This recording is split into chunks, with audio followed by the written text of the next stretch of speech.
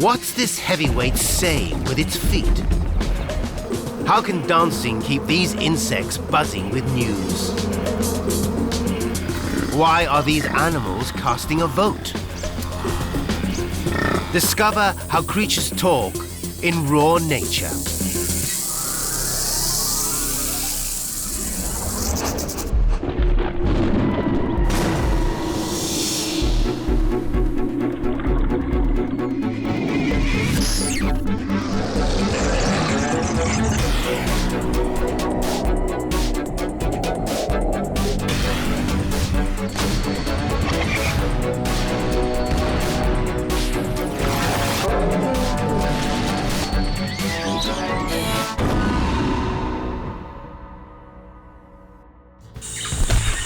Nature talks in many strange tongues.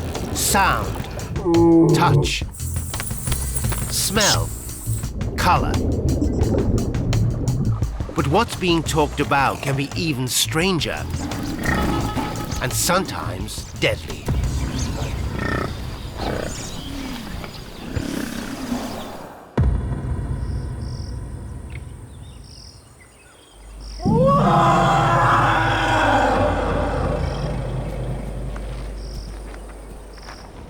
In the searing heat of the Namibian desert, drought can be fatal.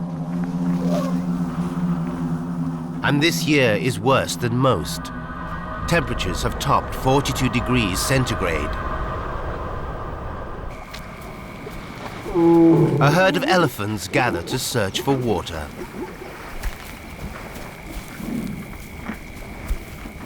All the adults are female, and there are 2 youngsters with them.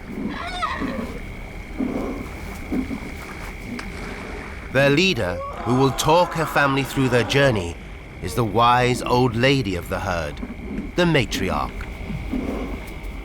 Elephants' trunks are incredibly expressive and an important way of communicating. Mothers gently slap their youngsters to reprimand them. Infants beg for milk by touching their mother's legs. And to greet each other, they entwine their trunks.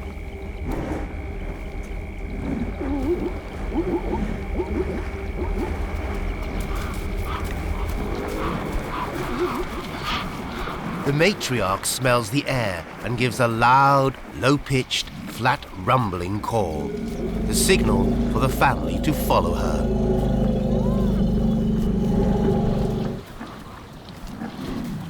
Elephants hear through their ears and their feet. The flexible, soft skin in their soles senses vibrations. 2 bull elephants travel in the herd's wake. The matriarch won't let them mix with the young. It's thought that feet stamping can be heard over distances of nearly 2 kilometers.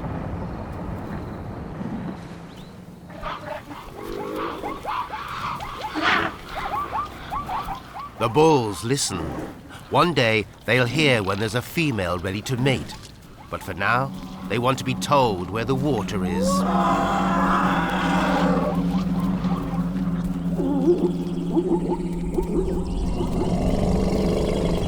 The grueling journey continues.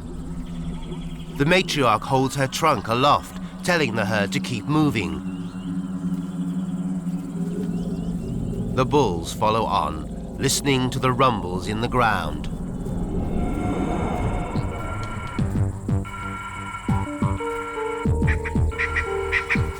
But in the searing heat, with no water in sight, some of the herd are suffering. The youngest member of the family can get all the energy she needs from her mother's milk, but the older calf has been weaned, so he's in big trouble. Gently, his mother tries to revive him, but his life slips away.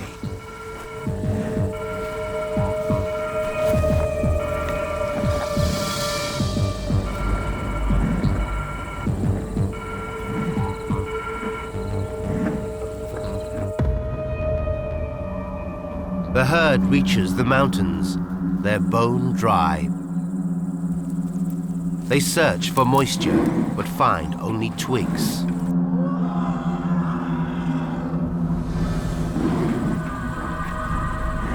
The matriarch senses something in the air, and with a wave of her trunk and a bellowing call, tells the herd. Of the 25 or so distinctive calls elephants use, this is the one the family really wants to hear.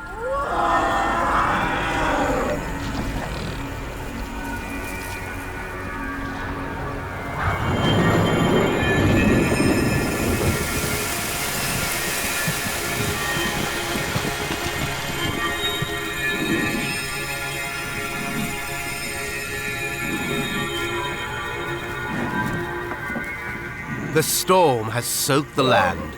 The grass and scrub is lush and tasty. Huge pools have appeared, water to drink and bathe in.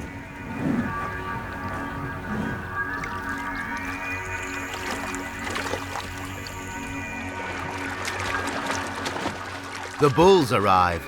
They've kept in contact by listening to the rumbles in the ground, so they too can enjoy the oasis the matriarch has led them to.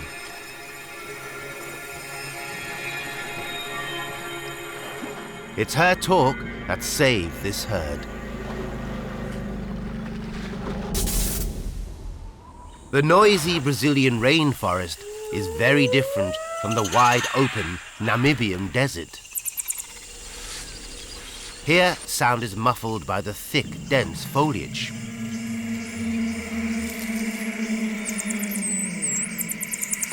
Keeping in close contact is vital, especially when you're on the move.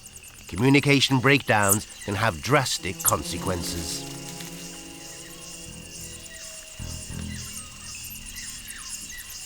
For marmosets, smell is a vital signal. Scent marking establishes their home range and should ward off trespassers.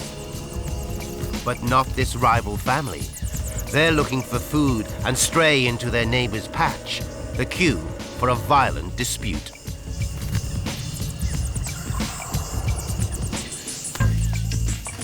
Aggressive body language, harsh calls, tail thrashing, and hostile facial expressions look fierce, but are actually designed to avoid fights. When these fail, marmosets let their teeth and claws do the talking.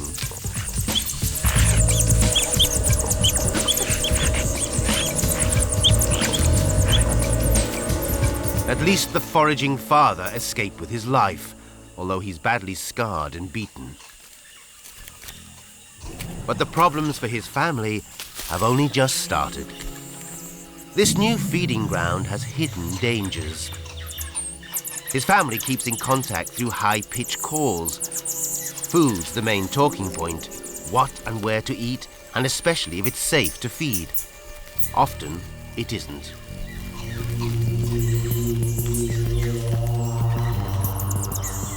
Visiting the forest floor to rifle through leaves is particularly perilous. Eyes dart and flicker, lips chatter at the slightest hint of danger. Down on the ground, someone isn't listening.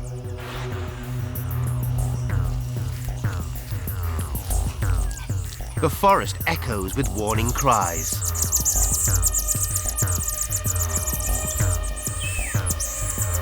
The young marmoset is captivated by a tasty-looking bug. The calls grow louder, but still unheeded.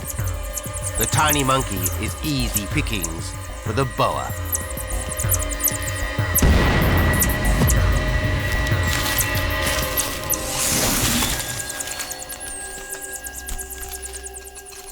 This family have suffered 2 blows today, one of them fatal.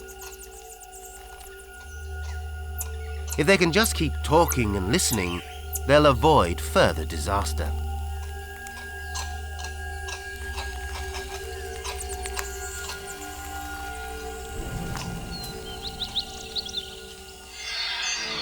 In the forests of India, talk can save lives, even between animals that speak a different language. Chital deer live in large herds of up to 50. They're gentle grass eaters and naturally nervous, with good reason. Tigers are on the prowl.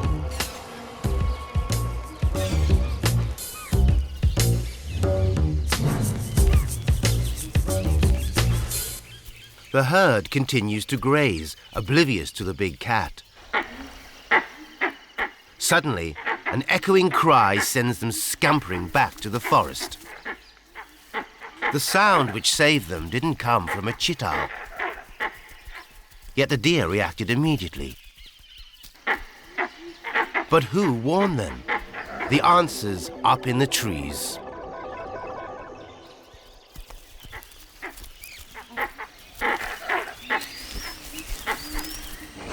High above the chital are India's sacred monkeys, langurs. These primates spend much of the day feeding on fruits and berries.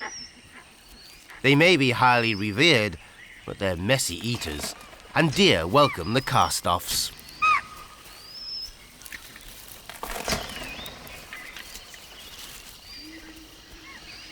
Fortunately, the langurs offer more than titbits. From their vantage points, they're well placed to see any prowling killers.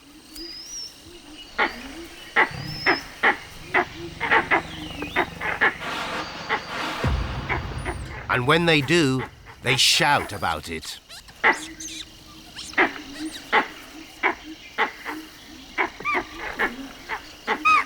Their distinctive call is an unmistakable alarm.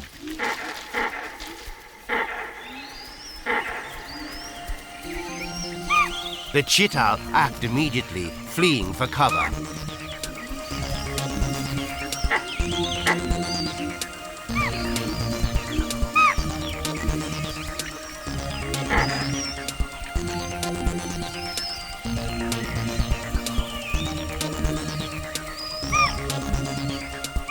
Chital have their own bark-like alarm call, but take the langur's call just as seriously as their own.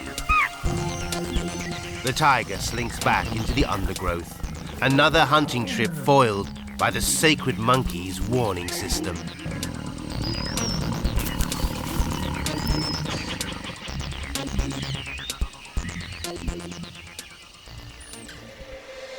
Not all warning calls are quite what they seem or sound. In the grassy plains of North America, an industrious team of burrowers are under attack. A great horned eagle owl is looking for a meal. A prairie dog would do nicely. One of the rodents raises the alarm. A loud chirping call, a wheezing rasp, and a frantic flick of its tail send the colony running for cover. But some of them are in for a shock.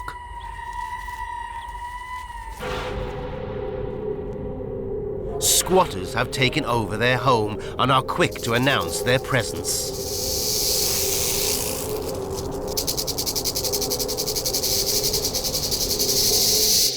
No sanctuary here.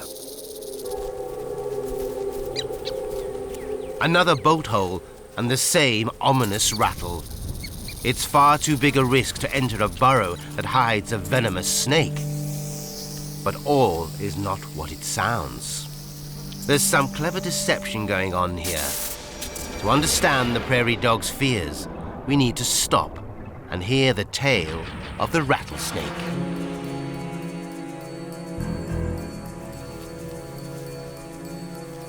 A rattlesnake's tail is different from any other snake's.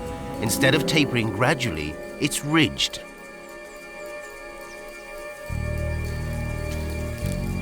As the snake sheds its skin, it leaves a shell-like crust hanging loosely at the end of the tail.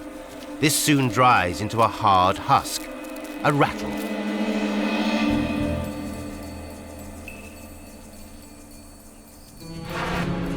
Baby rattlers are born with a small rounded tip known as a pre-button. Every time they shed, and new rattles formed, and soon they're equipped to talk.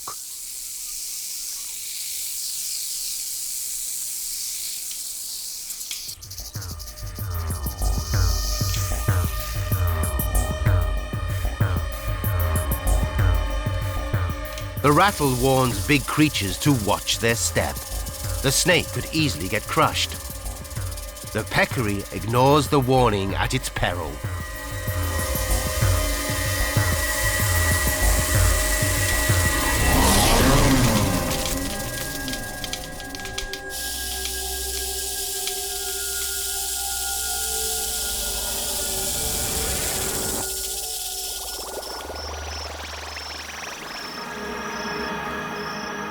But hunting requires a different approach.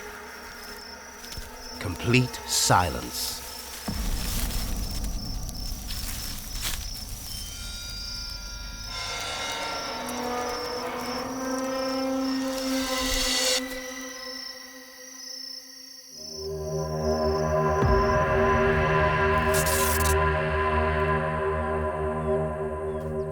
Back at the burrow, the prairie dog considers its options. Rattles still echo from beneath the ground. It's too risky, so it scampers away to find shelter elsewhere. A closer look reveals the rattles come from an unexpected source. Another owl, but one far smaller and less deadly than the one in the sky. This den's occupied by some cunning impersonators, young, burrowing owls.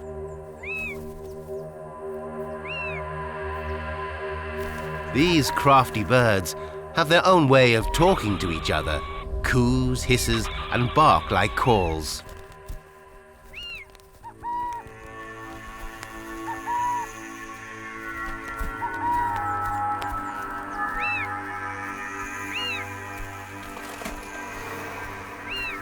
But to ward off predators or irate homeowners, they speak a deadly language. They skillfully mimic a rattlesnake's rattle.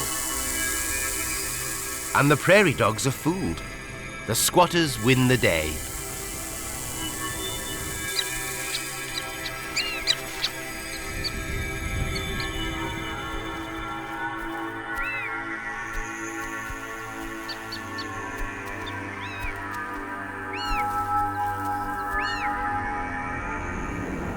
But even friendly conversation can have consequences as deadly as a rattlesnake's bite.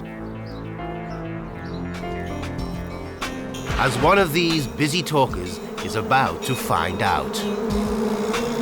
Talking in a crowd can be difficult, particularly if it's a crowd up to 80,000 strong. But somehow, the bees are passing detailed information about where to forage. To decipher what's being said and how messages can go wrong, we have to dance with the bees.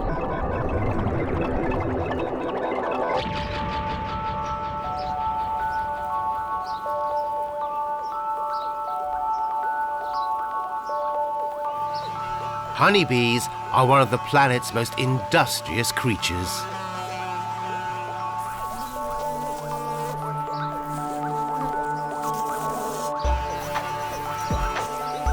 To make a kilo of honey, they travel the equivalent of 4 times round the Earth.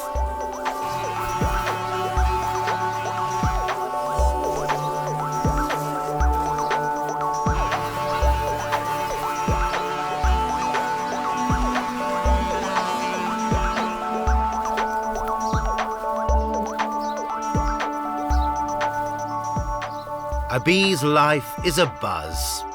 Buzzing is caused by the rapid beating of their wings. It ensures they can hear each other and warns away potential honey thieves.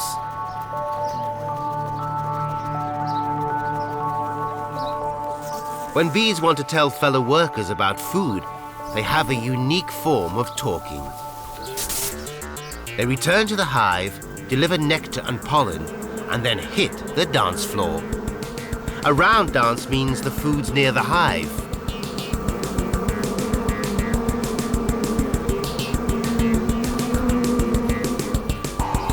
This field of poppies is just around the corner. A waggle dance, 2 looping turns with a straight run in the middle, means supplies are further away. These are complex routines describing the direction and distance of the flowers and the quality and quantity of the food. But the twists and turns of bee talk can't always warn of danger. A waggle dance has sent a bee to some lush heather, but it's home to an assassin. Crab spiders are camouflaged to match the flowers they hide and hunt in. They sit motionless and wait, their 2 front legs extended in readiness. This flower conceals a deadly embrace. The spider sucks the bee dry. The last waltz it makes is a desperate dance of death.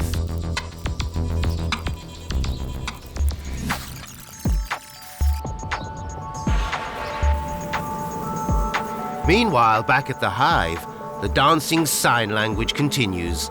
The loss of a lone bee in a colony this large isn't noticed or talked about.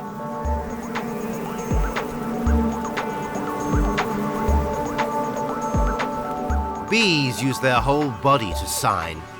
Our next creatures use only part of theirs, but it really shows. On the muddy flats of a Texas salt marsh, hundreds of tiny cleaners are hard at work. There's some frantic hand signaling going on here. But what's being said? We need to learn a new sign language. Claw talk.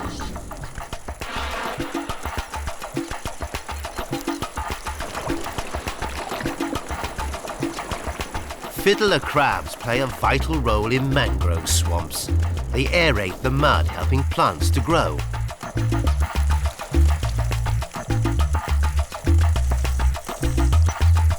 They are constantly feeding, sifting the mud for decaying plants and animal matter.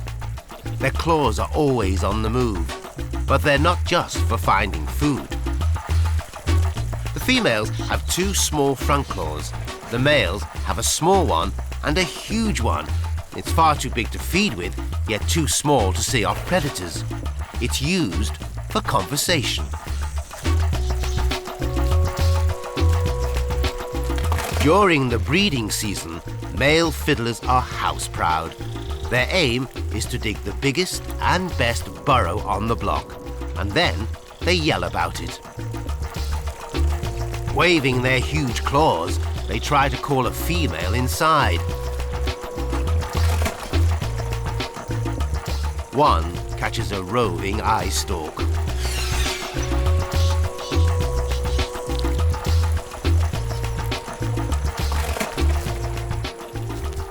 To further persuade her, he drums the edge of his burrow.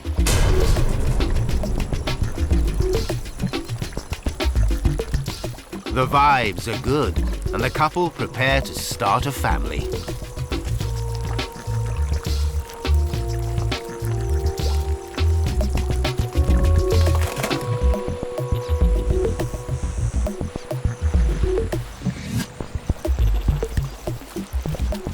This male's not having any luck. He needs to see off a rival, so waves his claw aggressively.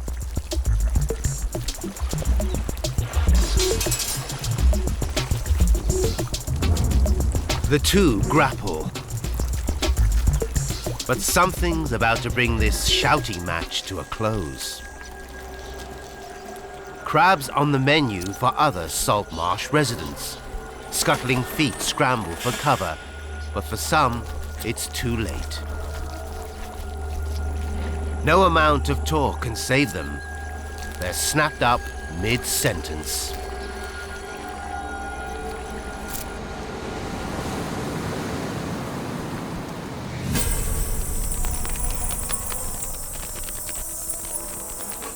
Uninterrupted chatter fills the night sky. But what's being said is so high-pitched the human ear can't detect it. The bat's squeaks have a deadly purpose. to find food. Their elaborate ears monitor the returning echoes of each call, and this tells them where there's a meal.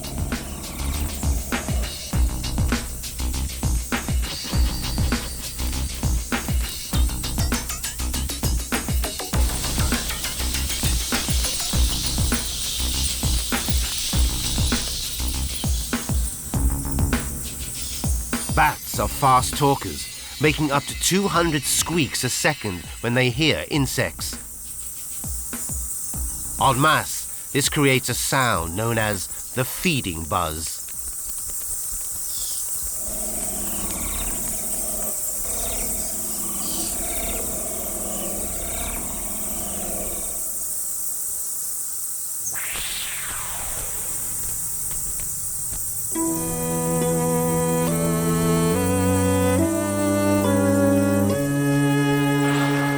Their echolocation is extremely sensitive. If a minnow's fin, as fine as a human hair, sticks out of the water, fishing bats can detect it.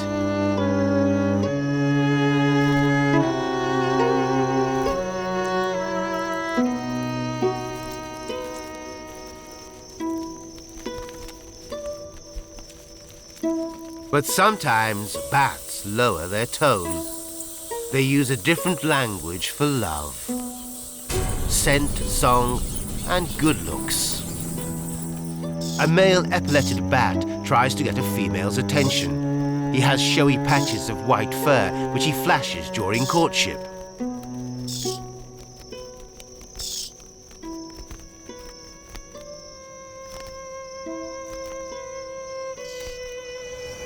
The hammerhead bat, a close relative, is designed to serenade.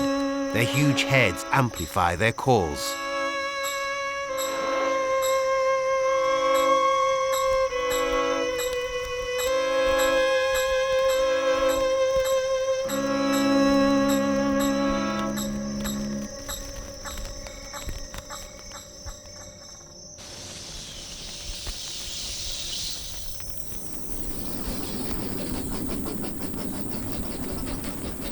Male white-line bats are even more demonstrative in their courting.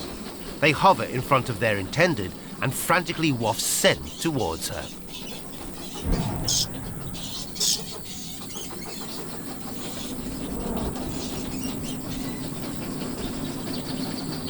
When they've decided on a mate, the wooing and the talking's over. A claw stops her from roaming.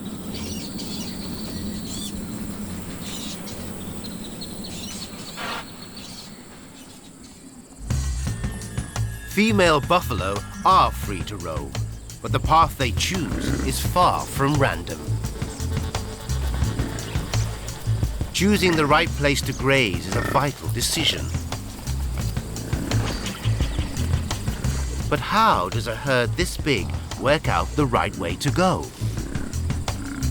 Unlike elephants, buffalo don't rely on the opinions of one leader. They're much more democratic.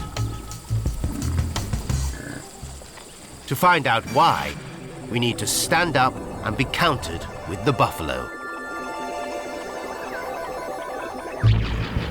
African buffalo are one of the most feared animals in Africa. They're big, bulky, and move in huge groups of up to 200.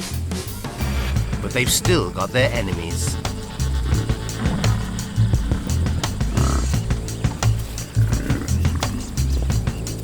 Buffalo herds are made up of females and their young.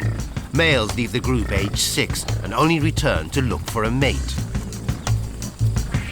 Here, women have the power. Each cow has a rank which lasts for life. And when it's time to move on to pastures new, the highest ranking cows get together and talk about which way to go. They take a vote by standing and facing the direction they want to travel.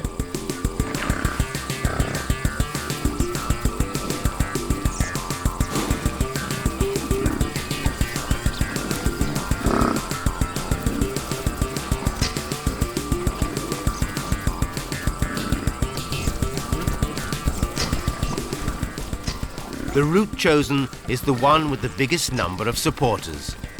But, as with all votes, no result is perfect for all. An 8-year-old bull is following the herd looking for a mate. Some hungry hunters have picked up his trail.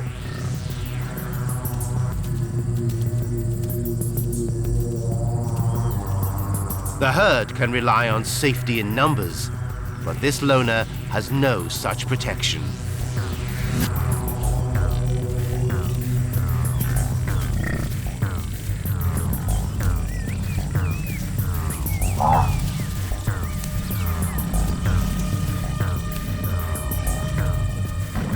He becomes the first casualty of the vote.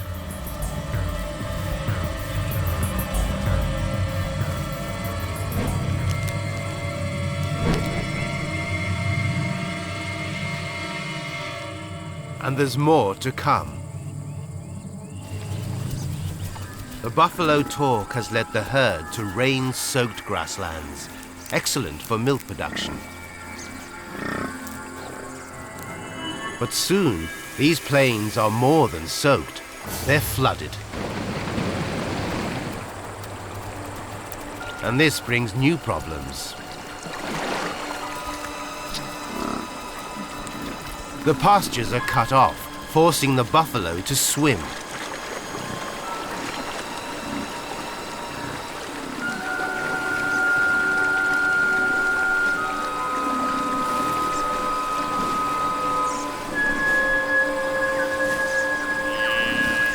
A calf gets separated.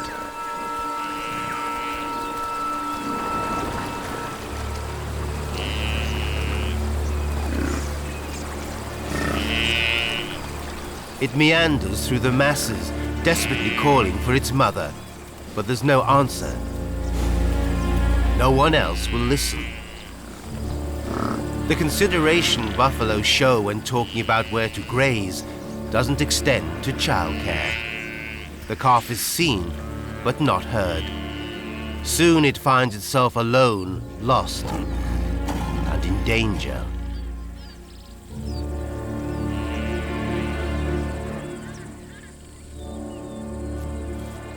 The vote has taken another victim. Once across the river, the herd find new pasture. Soon it'll be time to talk about the next path to take. Wherever it is, it won't be without its dangers. Drop below the waves and talking gets a whole lot faster. Water is denser than air, so sound travels 5 times quicker and much, much further. In the Sea of Cortez, a shoal of sardines gather to feed.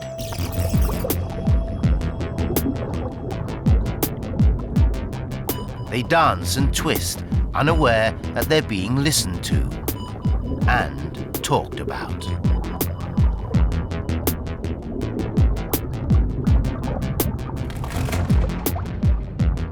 This pod of dolphins has been eavesdropping. Their hearing's so acute that they can detect a shoal of fish from half a kilometer away.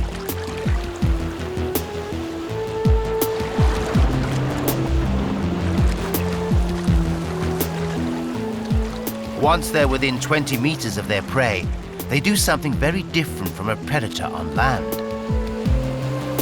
Instead of a silent stalk, they emit short, pulse-like sounds through their nasal passage.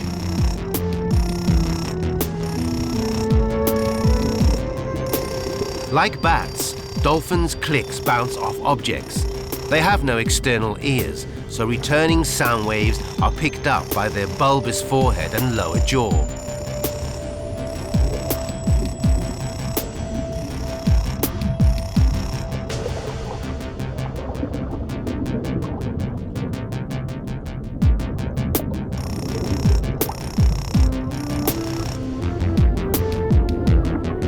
When one finds a target, it lets its friends know by squeaking through its blowhole.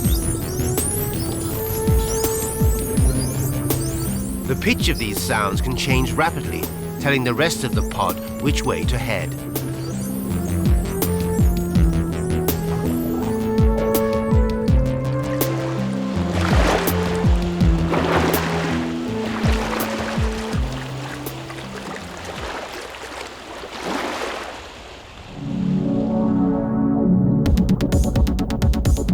If you're a bottlenose dolphin, talking into the sand opens up a whole new menu.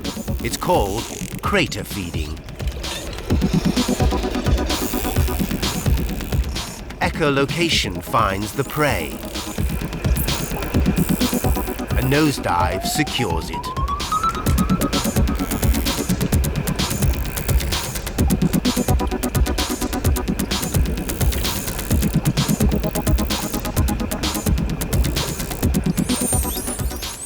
Scientists have been able to crack some of the dolphins' codes and can now decipher much of what they're saying.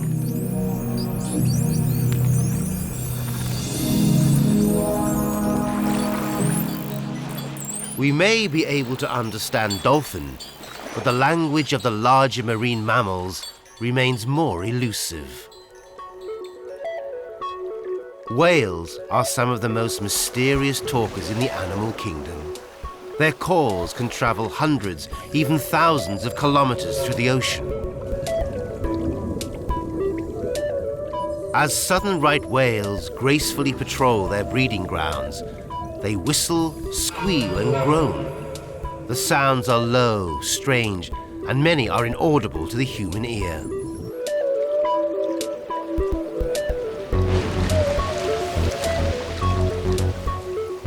What are these calls for? To let their companions know where they are or what they're doing? Groaning's not their only way of talking. Like many whales, they like to breach. Their crashes resonate through the sea.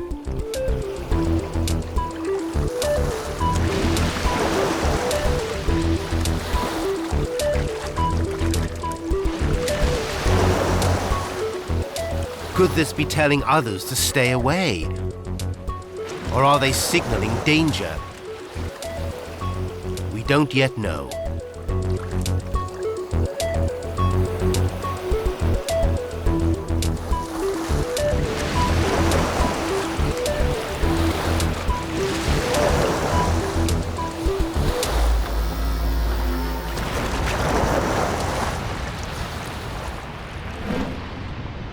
Their tail flukes are huge, sometimes up to 6 meters across.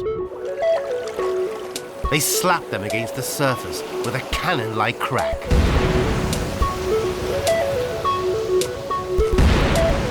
Perhaps this is how parents talk to their young.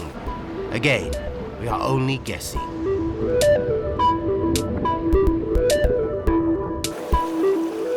We'd know even less about these fascinating mammals if they didn't come up for air. But they don't just surface because they have to.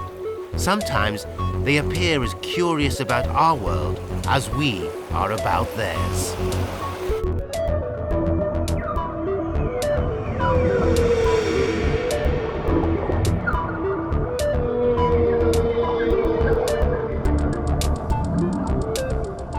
Whales call over huge distances, but some smaller ocean dwellers keep their talk much closer to their chests. This strange, dancing sea creature is soft-bodied. It doesn't produce any natural poison, so would seem to have no obvious protection.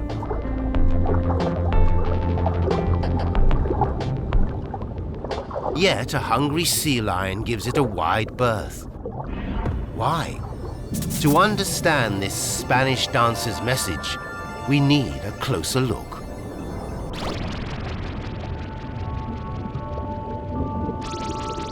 Strange creatures slither slowly along the ocean bed. Their spongy bodies ripple with soft, feathery gills. They look so vulnerable. Yet these nudibranchs scream their whereabouts with color.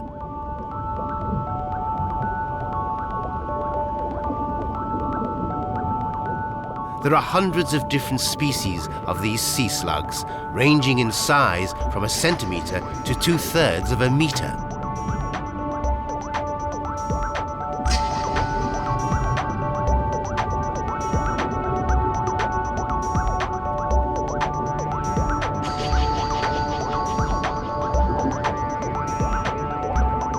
Their kaleidoscopic coloration is their way of shouting. They aren't just bright, they're deadly, and they want to tell predators that eating them is a very bad idea. Nudibranch are carnivores, and it's this that gives them their secret weapon.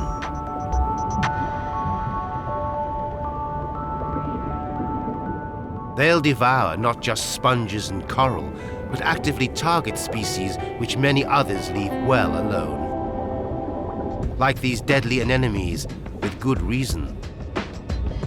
Anemones have something the nudibranch wants to steal.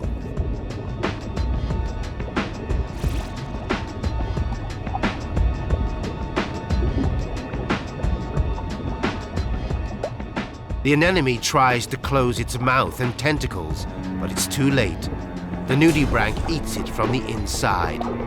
And rather than recoil from the anemone's venomous sting, it actually siphons the poison into its back.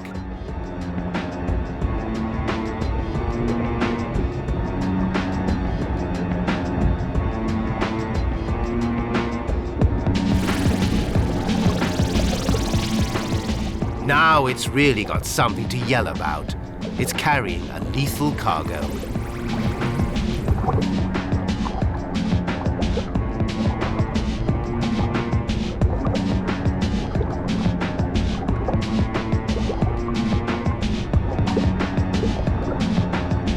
The bright pink message to the sea lion is clear.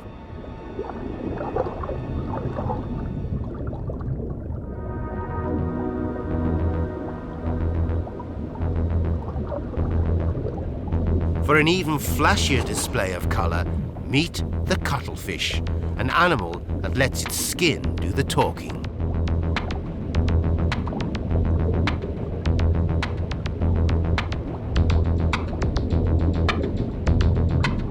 They're misnamed. They're not really fish. Their closest relatives are squid and octopus. But even in this weird underwater world, cuttlefish are in a league of their own.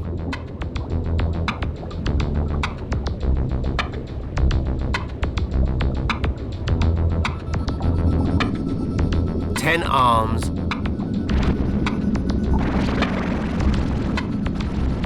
a body girdled with a fin.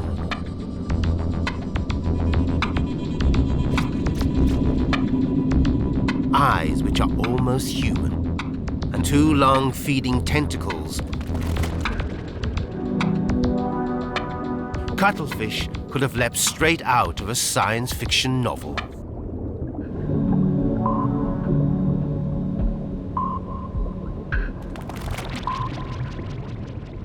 But the way they communicate is the most intriguing thing about these bizarre animals.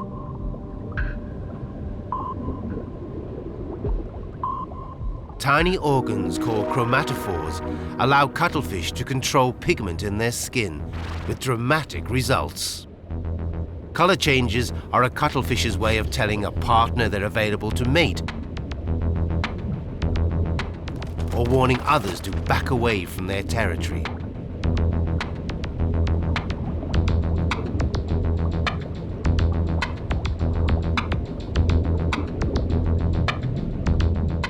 And they don't just talk to each other like this, they also seem to shout about prey.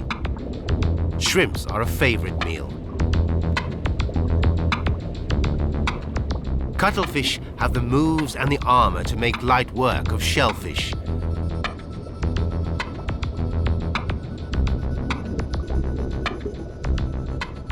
But as it strikes, it adds insult to injury, screaming in the only way it can. It changes color. Vocal communication this loud would be deafening.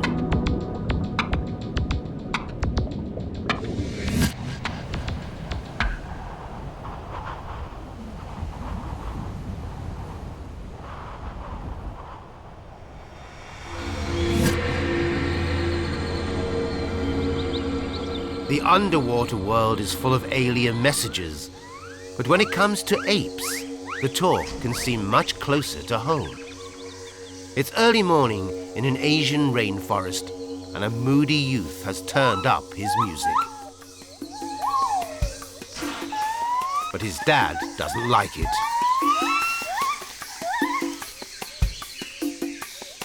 This is a family which likes to sing, but not always from the same song sheet.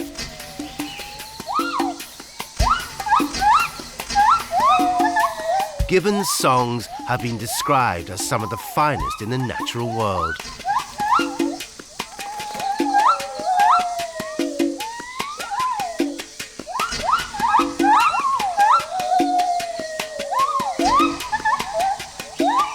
The colour of a young gibbon's fur can be different to its parents, and just like many youngsters, so can its taste in music.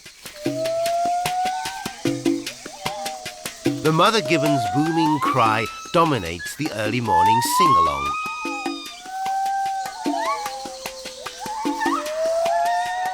Her mate joins in, but initially only for the chorus.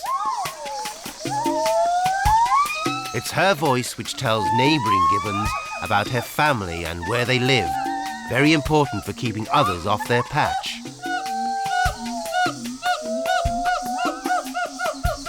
As the male's lungs loosen up, the song becomes a duet and the mood changes. It builds to an almost operatic climax, the great call. It becomes a love song, reinforcing their bond and advertising it to the rest of the forest.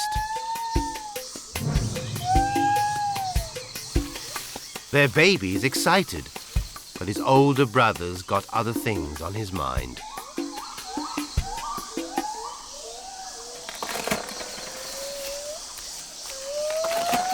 Young gibbons can stay with their parents for 10 years, but they start to get itchy feet as young as 4 years old, and it's then that their taste in music changes.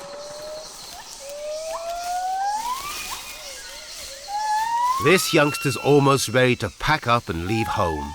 Singing's his passport to adulthood, and he's keen to find his own voice. But his dad's angry. Threatened by his boy's defiance, he drowns out the singing with his own loud call. It's an ear-blistering battle which will rage on and on until eventually the son will be driven away by his father's haranguing.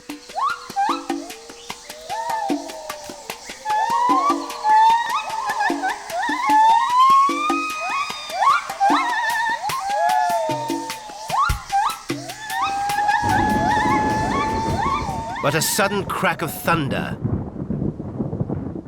calls a musical truce. Soon, the only thing rocking is the wind-battered trees.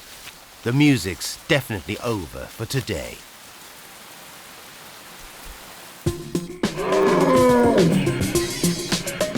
Stamping,